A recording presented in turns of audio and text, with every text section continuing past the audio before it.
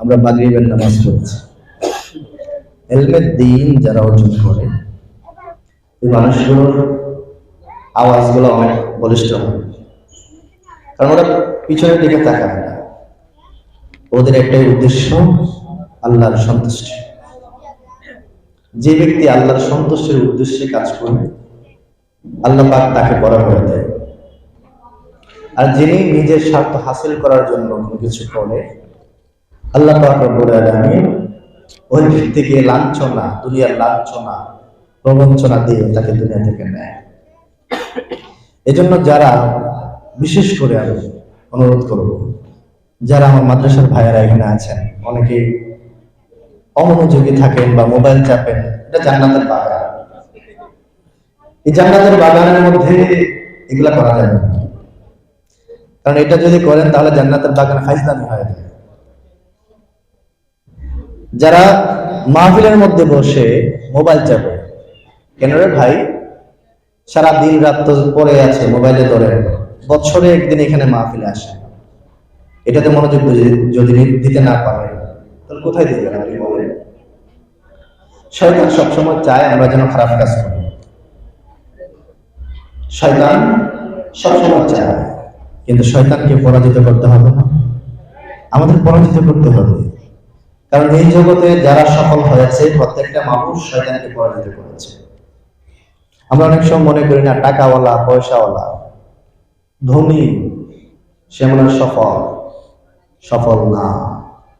কারণ ওই ব্যক্তি রাতের বেলা ঘুমাতে পারে না, রাতের বেলায় সম্পত্তি কেউ যদি নিয়ে যায় সে চিন্তায় সে ঘুমাতে পারে না। আল্লাহ পাক রব্বুল আলামিন সফল কারা তাদের ব্যাপারে আমার আল্লাহ কি বলেছেন? আল্লাহ বলেছেন বিসমিল্লাহির রাহমানির রাহিম। আল্লাহু আকবার। আওয়াজ করে বলুন আল্লাহু আকবার। قد أفلح المؤمنون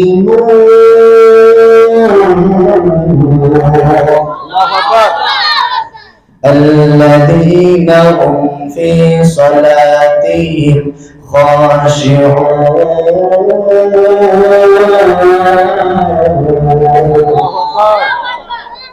আল্লাহ বলছেন সফল তারা যারা হচ্ছে মুমিন, আল্লাযীনা হুম ফি সালাতিহিম খাশিউন, যারা খুশু খুদু দ্বারা, যে মানুষগুলো ইখলাস নিয়তে, সহি নিয়তে, মন পেশ করে সালাতের মধ্যে মনোযোগী হয়, নামাজের মধ্যে মনোযোগী হয়, সেই নামাজ যারা পড়বে তারাই সফলতা অর্জন করতে পেরেছে।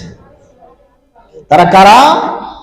আমরা অনেক সময় খুব বেশি কথা বলি, দেখবেন যারা আল্লাহর ওলি হয় তারা ছোটবেলা থেকে ইলমে দ্বীন যখন অর্জন করে বেশি কথা বলে না, বাচাল প্রকৃতির হয় না, তারা কথা কম বলে, মাহাত্ম্য থাকে অনেক।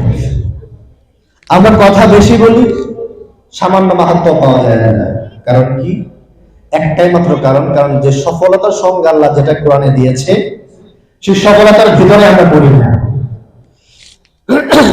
না পড়ার কারণে আমাদের আজকে এই অবস্থা। আল্লাহ পাক রব্বুল আলামিন বলছেন এই মানুষগুলো কম কথা বলবে। আল্লাহ বলছেন ওয়াল্লাযীনা হুম আনিল লাগফি মুরিদুন, আল্লাহ বলছেন তারা কম কথা বলবে, যেখানে সেখানে কথাবার্তা বলবে না, মন গড়া কথাবার্তা বলবে না। এই মানুষগুলো আল্লাহর রেজা মুক্তি হাসিল করার জন্য যা যা করা দরকার তাই করবে। এজন্য ভাইরা আমার, আপনার ভিতরকে পরিশুদ্ধ করতে হবে। মাদ্রাসার মধ্যে আপনি পড়তে এসেছেন, ইলমে দ্বীন অর্জন করতে হবে। ইলমে দ্বীন এমন ভাবে অর্জন করতে হবে যাতে করে আপনার বিরুদ্ধে কোনো ব্যক্তি আঙ্গুল তুলে বলতে না পারে মাদ্রাসায় পড়েছে কিন্তু এরকম কাজ করে। আমাকে বলতেছে ও হাফেজ সাহেব তুমি এদিকে চলে আসো। আমি বললাম কি ব্যাপার? আমি যে হাফেজ হয়েছি এটা উনি জানলো কিভাবে?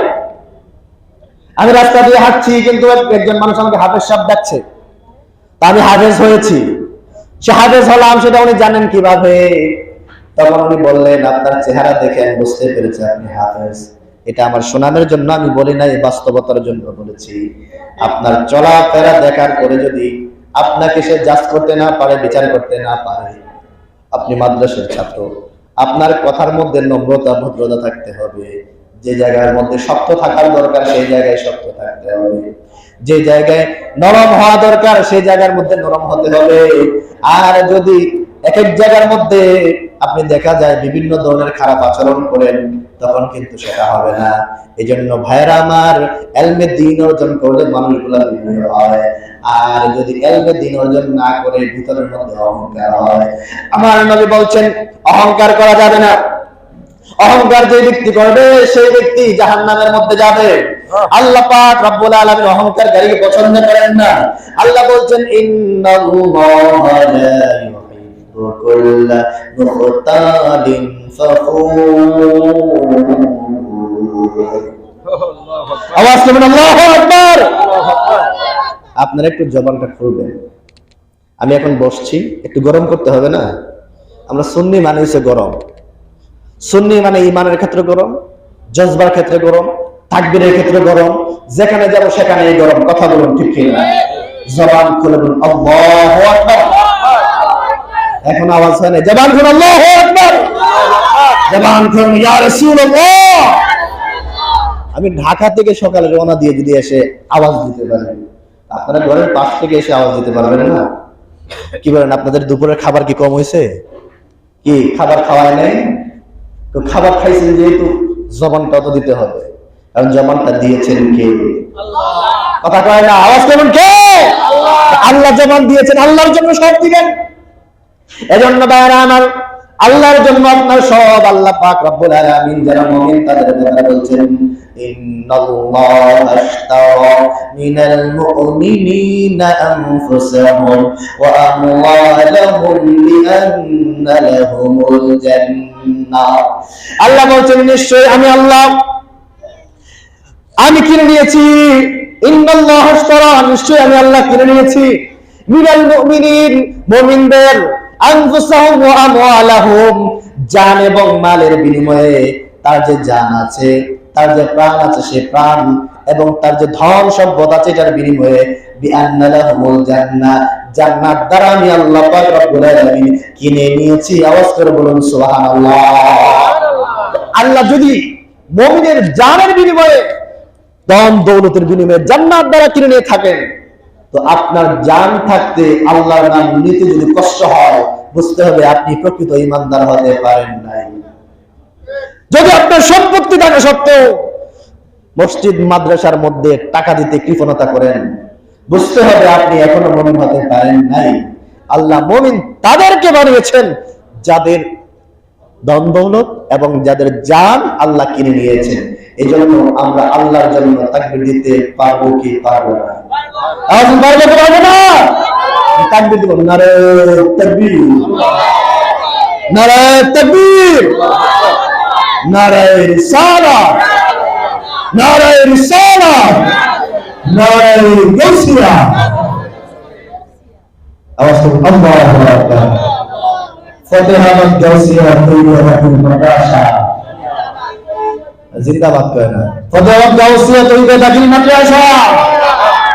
हरा गुंबद जो देखोगी ज़माना भूल जाओगी, हरा गुंबद जो देखोगी ज़माना भूल जाओगी, अगर तैबा को जाओगी तो आना भूल जाओगी, हरा गुंबद जो देखोगी ज़माना भूल जाओगी, अगर तैबा को जाओगी तो आना भूल जाओगी।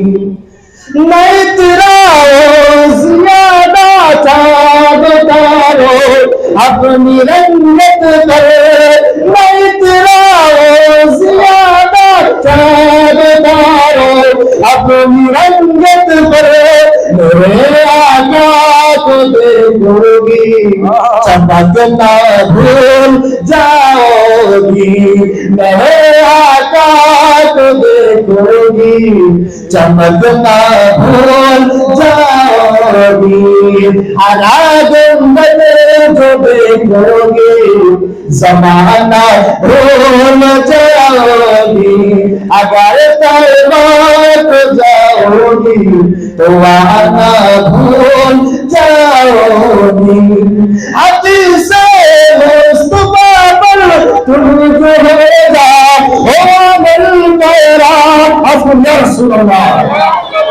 हदीस मुस्तफा पर तुम जो होगा हो मिल मेरा कसम रब की कभी मांगो सताना भूल जाओगी कसम रब की कभी मांगो सताना भूल जाओगी हरा गुंबद जो देखोगी जमाना भूल जाओगी अगर तौबा जाओगी तो आना भूल जाओगी अफुल या रसूल अल्लाह যদি হারা গম্বুজকে দেখেন আমার মদিনার রওজা মুবারক যদি দেখেন মদিনার সবুজ গম্বুজ যদি আপনি দেখেন তাহলে দুনিয়ার সব কিছু আপনি ভুলে যাবেন কথা বলুন ঠিক না এই আওয়াজ করবেন ঠিক না আমার নবী এত সুন্দর কি চাঁদ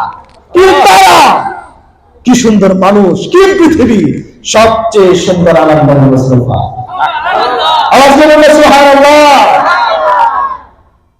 চাঁদের চেয়ে সুন্দরতি তারার চেয়ে সুন্দরতি কি আছে বলো সুন্দর বাগান দেখিতে মদিনাতে চলো তাহলে চাঁদের চেয়ে সুন্দর তারার চেয়ে সুন্দর আমার নবী মুস্তাফা আওয়াজ করে সুবহানাল্লাহ এজন্য ভাইরা আমার নবীর প্রেমে আপনাকে ফানা হয়ে যেতে হবে নবীর জন্য আপনার জীবন দিতে হবে আমার নবীকে যদি কেউ গালি দেয় আর যদি আপনার মনের মধ্যে কষ্ট না লাগে আপনি মাদ্রাসায় পড়েন মুহাদ্দিস মুফাসসির মুহতামিম আপনি আইনজীবী আপনি চাকরিজীবী আপনি প্রধানমন্ত্রী আপনি এমপি আপনি মুসলমান দাবি করতে পারেন কিন্তু প্রকৃতপক্ষে আপনি মুমিন হতে পারেন মুমিন হতে গেলে ভিতর দিক থাকতে হবে এজন্য ভাইরা আমার আমি পাঞ্জাবি পরলাম পাগড়ি পরলাম টুপি পরলাম সুন্দর জামা কাপড় পরলাম পরার পরে যদি আপনি আমি সূরা ফাতিহা পড়তে না পারি তাহলে এই পাগড়ি টুপির কোনো মূল্য আমি সাজলাম আলেম কিন্তু নামাজ পড়াতে পারি না একজন লোক তার বড় ভাই বিদেশ থেকে আসছে আসার পরে পাঞ্জাবি বিদেশি পাঞ্জাবি সৌদি আরবের লম্বা পাঞ্জাবি তাকে দিল মাথার মধ্যে একটা রুমাল দিল আর একটা টুপি দিল টুপি দেওয়ার পরে বলতেছে ভাই আমি বাজারের মধ্যে যাব তোমার লম্বা পাঞ্জাবিটা আমাকে দাও লম্বা পাঞ্জাবিটা সে বলল টুপি যে আছে টুপিটা দাও সবগুলা দিল দেওয়ার পরে মসজিদের মধ্যে গেল বাজারের মধ্যে আযান হলো আযান হওয়ার পরে মুয়াজ্জিন সাহেব ইমাম সাহেব নাই এলাকার মুয়াজ্জিন নামাজ পড়াতে পারে না সে বলল এখন মাগরিবের নামাজ কোন ব্যক্তি আদায় করবে এটা আমাদের দেখতে হবে একজন হুজুর পাওয়া যায় কিনা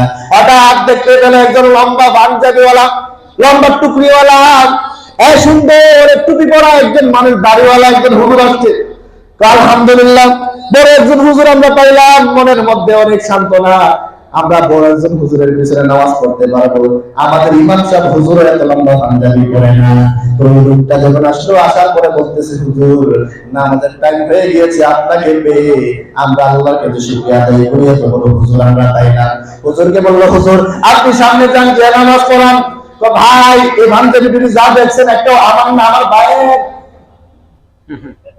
পাঞ্জাবি টুপি একটা আমার না এটা কার ভাইয়ের উনি তার বুঝে না আরে ভাইয়ের হোক আর যার হোক ভাইয়ের পাঞ্জাবি হুজুর পড়ে না প্রত্যেক হুজুর সামনে যান এখন হুজুরকে সামনে দিছে হুজুর জীবনে কোনদিন নামাজ পড়াইছে না হুজুর সামনের মধ্যে গেলেন গিয়ে আল্লাহু আকবার বলে নিয়ত বদলেন নিয়ত বাজারে পড়ে ব্যক্তি সূরা ফাতিহা সূরা ইখলাস আসরের নামাজ তো আস্তে আস্তে পড়তে হয় জোরে পড়লে না সমস্যা আস্তে আস্তে ওই ব্যক্তি এক রাকাত নামাজের মধ্যে গিয়ে সিজদা দিল আল্লাহু আকবার বলে সিজদার মধ্যে যাওয়ার পরে বলতেছে পরে দুই সিজদা হবে না তিন সিজদা ভুলে গেছে সিজদা দিয়া বলতেছে আমি সিজদা একটা দিছি না দুইটা দিছি ভুলে গেছে এখন ওই সময় তো প্যারা ছিল ওই সময় মসজিদটা পাকা ছিল না সে চিন্তা করলো এখন কি করে একটা নামাজ তো পড়াতে পারবো না যাই সিজদার মধ্যে গিয়া ওই লোকটার দ্বারা ফাঁক দিয়ে দিছে দৌড় দেওয়ার পরে পিছনের মধ্যে সবাই মনে করতেছে এত লেট হইতেছে কেন, হুজুর চিন্তার মধ্যে গেছে, হুজুর এখন উঠতেছে না কেন, ভাবতেছে হুজুর লম্বা খানজাদিওয়ালা হুজুর, মনে বড় হুজুর, মনে হয় 3 বারের জায়গায় 3 বার করতেছে, মনে হয় লম্বা অনুশীলন নিতেছে। এই জন্য তখন পিছনে কিছু দুষ্ট গোলাপান থাকে, এরকম নামাজ পড়ে এরকম দুষ্ট গোলাপান সমাজের মধ্যে আছে না নাই? দুষ্ট গোলাপান গুলো এর মধ্যে বলতেছে দেখি হুজুর কোথায় গেছে, এতক্ষণ ধরে হুজুর ওঠে না, এখন গোলাপান উঠলো, উঠার পরে দেখলো সামনে বেড়া ফাঁক করে ওদিক দিয়ে চলে গিয়েছে, আর সামনে হুজুর নাই, সবাই একেবারে বড় হুজুর তো পালাইছে। এইরকম সমাজের মধ্যে কতগুলা বড় বড় আলেম সাজে, কিন্তু সূরা ফাতিহা পড়তে পারে না, এরকম আলেম সাজা মানুষ আছে না? এজন্য ভাইরা আমার, আলেম সাজলে হবে না, আলেম হতে হবে। ইলম অর্জন করলে হবে না, ইলম অর্জন করার সাথে সাথে এটার আমল করতে হবে। কারণ যে ব্যক্তি ইলম অর্জন করেছে ওই ব্যক্তিকে আল্লাহ বেশি ধরবে। কেন তুমি এত ইলম অর্জন করার পরেও তুমি ইবাদত করো নাই? তুমি কেন ইবাদত বন্দী করো নাই? এটা জানার পরেও তুমি কেন হারাম কাজ করেছো? এটার জন্য আল্লাহর কাছে তোমার জবাবদিহিতা করতে হবে।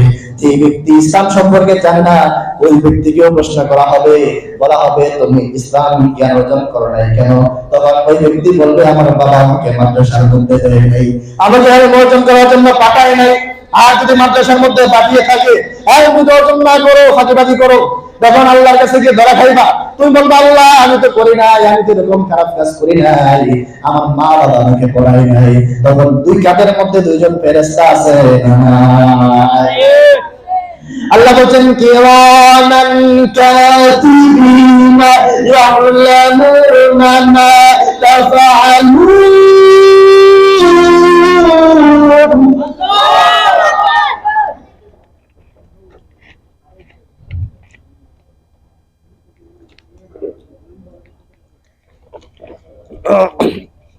চিল্লান ঘোষণাকার, আওয়াজ করুন ঘোষণাকার।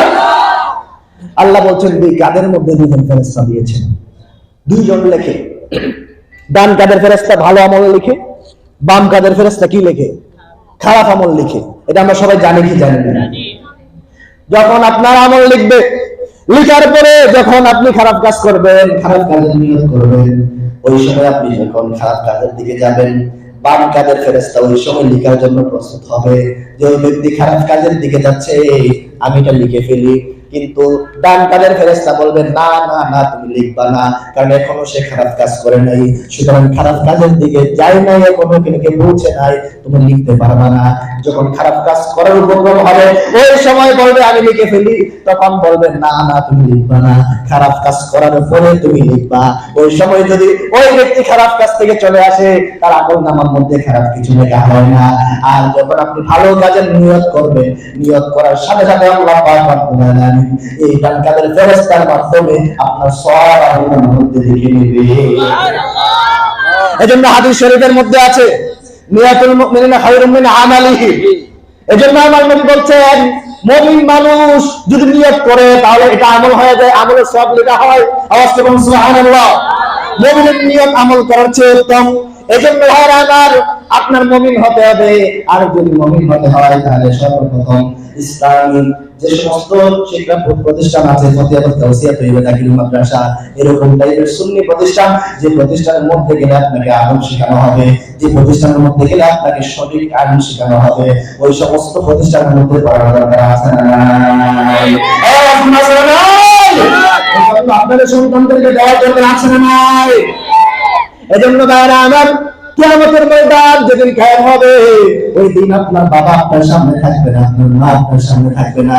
আল্লাহ বলেন ইয়াউমা ইয়াফিরুল মারউ মিন আখিহি ওয়া উম্মিহি ওয়া আবিহি ওয়া সাহিবাতিহি ওয়া বানিহি। আল্লাহ বলেন আল্লাহু আকবার। ওই দিন আপনার বাবা আপনার বাবা আপনার কাছ থেকে চলে যাবে, ওই দিন আপনার মা আপনার কাছ থেকে চলে যাবে, ওই দিন আপনার সন্তান আপনার কাছ থেকে চলে যাবে, ওই দিন আপনার ভাই আপনার কাছ থেকে চলে যাবে। আপনি গিয়ে বলবেন বাবা, ও বাবা আমি বিপদের মধ্যে আছি। বাবা বলবে আমি তোমাকে চিনি না। আপনার স্ত্রী যে স্ত্রীর জন্য টাকা পয়সা ইনকাম করেছেন, যে স্ত্রী সারা জীবন শুধু সাত আল্লাহ যাতে সবগুলো আপনি পূরণ করবেন, আপনার কাছে একটার পর একটা আবদার করেছে, আর আপনি বলেছেন আমি তোমাকে দেবো। আপনি 2 নাম্বারি করে, 1 নাম্বারি করে, 5 নাম্বারি করে সুখে ঘুষে মানুষের হক মেরে আপনার বয়স 7 আল্লাহ আপনি দিয়েছেন। ওই সময় আপনার এই ওয়াইফ বলবে আমি তোমাকে চিনি না, তোমার দিকে তাকানোর আমার সময় নাই। সবাই ওই সময় চলে যাবে, ওই সময় চলে যাবে। শুধু তাই নয়, আপনার যে বডি আছে, স্ট্রাকচার আছে, শরীর আছে, সেই শরীর পর্যন্ত আপনার বিপক্ষে সাক্ষ্য দেবে। এজন্য আল্লাহ পাক রব্বুল আলামিন বলেন হাত্তা ইযা মা শাহিদা আলাইহিম সাবহুম ওয়া আবসারুহুম ওয়া জুলুদুহুম বিমা কানু ইয়া'মালুন।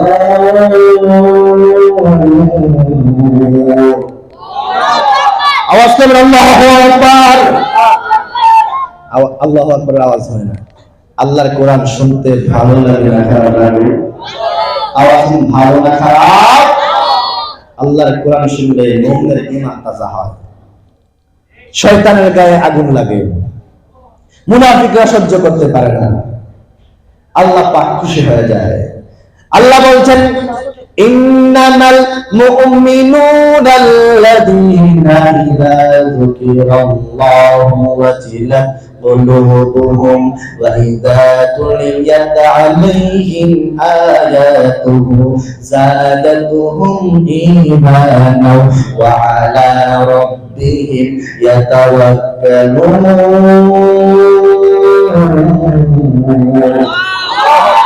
জবান খুলুন আল্লাহু আকবার। মুমিন কাদেরকে বলছে আল্লাহ পাক দেখেন, আল্লাহ বলছেন যখন মুমিন ব্যক্তিরা জিকির যখন করবে, জিকির যখন শুনবে, আল্লাহর জিকির যখন শুনবে, ওয়াজিলাত কুলুবুহুম, তার কলবটা নাড়া দিবে, কলবের মধ্যে একটা ঝাঁকুনি দিবে, কলবের মধ্যে লাগবে। এজন্য যারা ঈমানদার ব্যক্তি আল্লাহ আল্লাহ যখন জিকির করে তার কলব পরিষ্কার হয়, কলবের মধ্যে লাগে। কথা বলুন ঠিক কিনা? আর যখন ওয়াইদা তুলিয়াত আলাইহিম আয়াতুহু, আর যখন কোরআনের আয়াত শুনবে, যাদাতুহুম ঈমানা, তার ঈমানকে আরো মজবুত আল্লাহ করে দেবে। সুবহানাল্লাহ। এজন্য কোরআন শুনলে ঈমানদারের ঈমান তাজা হয়, এই ঘোষণা করেছেন কে? আছেন না কে? এখন কোরআন শোনার দরকার আছে না নাই? এই রাসূল কোরআন হাদিসের কথা শোনার দরকার আছে না নাই? এজন্য ভাইরা আমার নবীর শান ও মান কোরআনের মধ্যে আছে। পবিত্র কোরআন যা আছে সবকিছু আমার নবীর চরিত্র আল্লাহ পাক বানিয়ে দিয়েছেন। কোরআনের মধ্যে যেমন ভুল নাই, আমার নবীর চরিত্রের মধ্যে কোনো ভুল। আল্লাহ বলেন ইন্নাকা লাআলা খুলুকিন আযীম।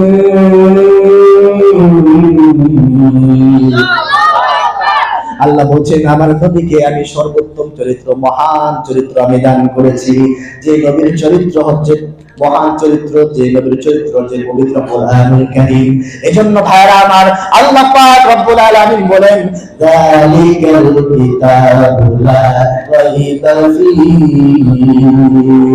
হুদাল লিল মুত্তাকিন। আল্লাহ বলছেন এই কোরআনের মধ্যে কোনো সন্দেহ নাই, এই কোরআনের মধ্যে কোনো সন্দেহ নাই। এই কোরআন হচ্ছে মুত্তাকিদের জন্য পথ প্রদর্শক। এজন্য আমরা অনেকেই বলি একই কোরআন আমি পড়ি, একই কোরআন মুনাফিকরা পড়ে, একই কোরআন বিভিন্ন আকীদার মানুষেরা পড়ে, কিন্তু দেখা যায় আমরা ভিন্ন ভিন্ন দলে বিভক্ত হয়ে গিয়েছি। এর কারণ কি? কারণ এই কোরআন হেদায়েত একমাত্র মুমিনদের জন্য, যারা মুমিন নয় তাদের জন্য কোরআন হেদায়েত। কারণ কোরআন হেদায়েত হচ্ছে মুমিনদের জন্য, তো যারা মুমিন তারা হেদায়েত পাবে, যারা মুমিন নয় তারা কখনো হেদায়েত পাবে না। এজন্য আম্মা জান আয়েশা সিদ্দিকা রাদিয়াল্লাহু তাআলাকে প্রশ্ন করলেন, বললেন আমার নবীর চরিত্র কেমন ছিল?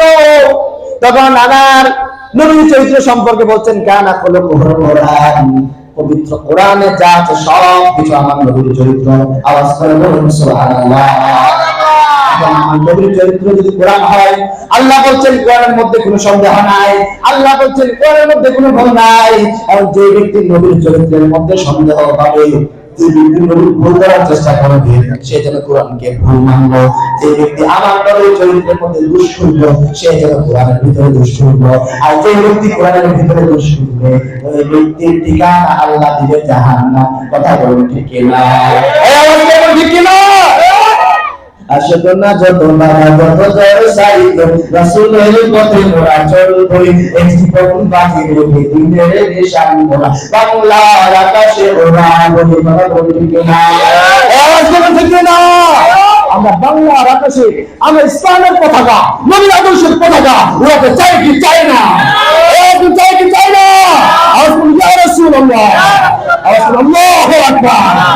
আসবে না যত বাধা যত জয় সাইতো, রাসূলের পথে মোরা চলবই, এই জীবন বাজি রেখে দিনের নিশান মোরা, বাংলার আকাশে ওড়াবই।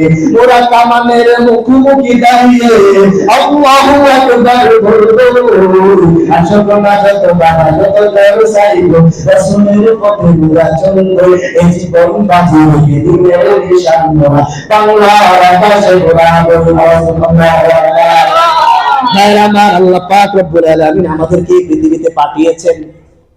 আল্লাহ বলছেন তোমাদেরকে পাঠিয়েছি আমার ইবাদত করার জন্য। আর আমার ইবাদত কাকে নিয়ে, কাকে আদর্শ মেনে তুমি করবা? আদর্শ হচ্ছে আমার নবী রাহমাতাল লিল রাহমাতাল।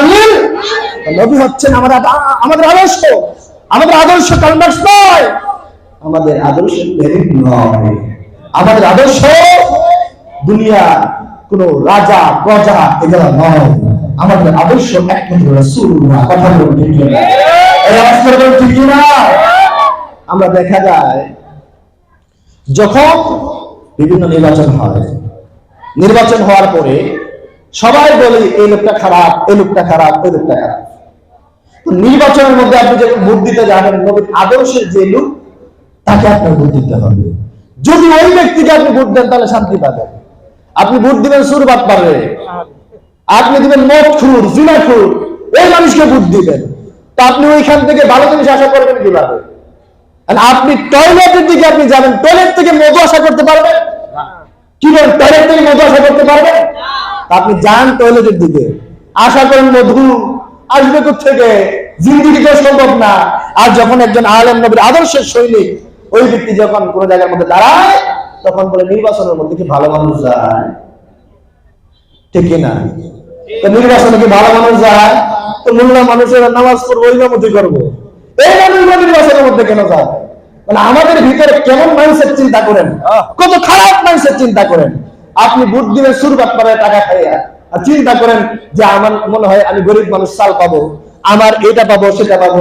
পরে ওনার পিছনে ঘুরতে যাবেন, 5,000 টাকা 10,000 টাকা দিতে হয়, গিয়ে সরকারি একটা কার্ড আনতে হয়, বয়স্ক ভাতা আনতে হয়, বিভিন্ন জিনিস আনতে হয়। আনতে হবে না কেন? আপনি দিচ্ছেন 2 নম্বর মানুষকে, তো 2 নম্বর মানুষ থেকে ভালো কিছু আপনি আশা করতে পারবেন? তো আলেম সমাজ সোচ্চার হতে হবে, ইমানদার সোচ্চার হতে হবে।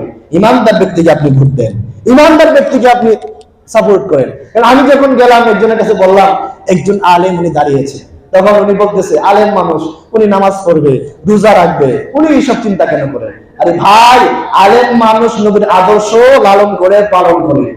আলেম মানুষ যখন ওই জায়গার মধ্যে থাকবে, ওই সময় দুর্নীতি হবে না। আলেম মানুষ যখন থাকবে, ভিতরে জাহান্নামের ভয় থাকবে। যে ব্যক্তি আলেম না, কোরআন পড়ে না, হাদিস পড়ে না, জান্নাতের ভয় নাই, জাহান্নামের ভয় নাই, ওই ব্যক্তি তো কোনোদিন ভালো কিছু আশা করতে পারবেন না তার কাছ থেকে। কথা বলুন ঠিক কিনা? এই জন্য মাদ্রাসার মধ্যে নেন, এই জন্য ইলমের দ্বীন অর্জন করেন, এই জন্য নবীর আদর্শ শেখান। এই জন্য ভাইরা আমার, আমরা ওয়াজ মাহফিলে বিভিন্ন জায়গায় গিয়ে বলি নবীর আদর্শ, নবীর আদর্শ, কিন্তু নবীর আদর্শ আমাদের মধ্যে নাই। আমরা গিয়ে ঘুরি যার মধ্যে নবীর আদর্শ নাই। যে ব্যক্তি এখন তো নামাজ পড়ে না, আপনি গিয়ে বলতেছেন আমার ভাইয়ের চরিত্র ফুলের মতো পবিত্র, নামাজ পড়ে না, এক ওয়াক্ত। আপনি নামাজ পড়েন, আপনি বেনামাজি লিডারের পাশে গেছেন কেন?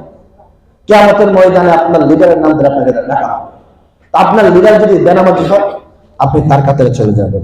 আপনার লিডার যদি খারাপ হয়, আপনি তার দিকে চলে যাবেন। তো আমাদের সবার একজন হচ্ছে লিডার, সবার উপরে তিনি হচ্ছেন রাহমাতুল লিল আমাদের আদর্শ হচ্ছে রাসূলুল্লাহ। তো রাসূলুল্লাহর আদর্শের ভিতরে সবকিছু আছে।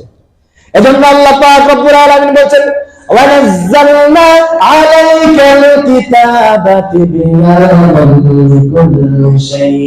আল্লাহ বলছেন এই যে কিতাব, কোরআন কিতাব, সেই পবিত্র কালাম আমি নাযিল করেছি, এটার মধ্যে পৃথিবীর সবকিছু আছে, এটার মধ্যে এমন কিছু বাদ নাই যে জিনিসটা আমি বাদ রেখেছি, এটার মধ্যে আপনি সবকিছু আছে, বিচার আছে। এজন্য ভাইরা আমার, আপনি এরকম মানুষকে যখন ভোট দিবেন, আপনাকে যদি মার্ডার করে, আপনার ভাইকে যদি মেরে ফেলে, আপনি সেটার বিচার পাবেন না। কেন বিচার পাবেন না? কারণ কোরআন হাদিসের আইন হচ্ছে একরকম, আর দুনিয়ার যে তন্ত্র মন্ত্র আছে সেটার আইন হচ্ছে একরকম।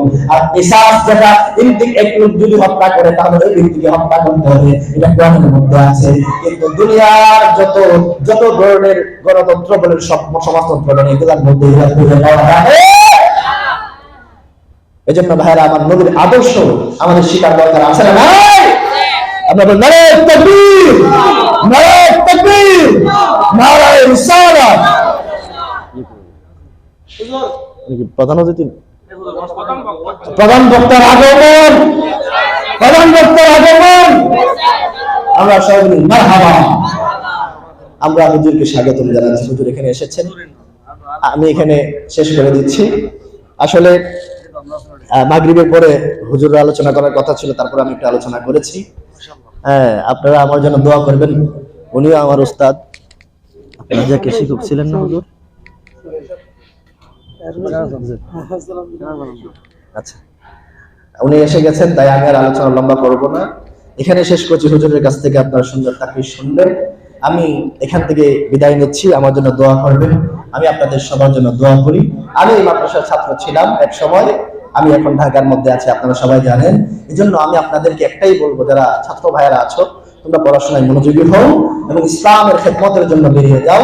যেভাবে আল্লাহ বলছেন ফালাউলা নাফারা মিন কুল্লি ফিরকাতিন মিনহুম তাইফাতুল লিয়াতাফাক্কাহু ফিদ-দীন ওয়া লিয়ুনযিরু কওমাহুম ইযা রাজাউ ইলাইহিম লাআল্লাহুম ইয়াহদারুন। তোমার এলাকার মানুষকে ভয় দেখানোর জন্য, আল্লাহর ভয়, যে আল্লাহর জাহান্নাম আছে, জান্নাত আছে, এগুলোর ভয় মানুষকে দেখানোর জন্য এলম অর্জন করে তুমি ছড়িয়ে পড়ো, সমাজের সবাইকে তুমি এলম পৌঁছাও, তোমার জ্ঞান দাও। আল্লাহ বলছেন কি, যে তুমি নিজে জাহান্নাম থেকে বাঁচো, তোমার আহালকে বাঁচাও। এজন্য ইয়া আইয়ুহাল্লাযীনা আমানু কু আনফুসাকুম ওয়া আহলিকুম নারা, নিজে জাহান্নাম থেকে বাঁচো এবং সমাজের মানুষ, তোমার আহাল পরিবার সবাইকে জাহান্নাম থেকে বাঁচাও। আল্লাহু সুবহানাল্লাহ। এজন্য আমাদের এরকম আইন অর্জন করার দরকার আছে না নাই? আল্লাহ পাক আমাদের সবাইকে ইলমে দ্বীনের খিদমত করার তৌফিক দান করুন। আমরা বলি আমিন। জবান করে বলি আমিন। ওয়া আখিরু দাওয়ানা।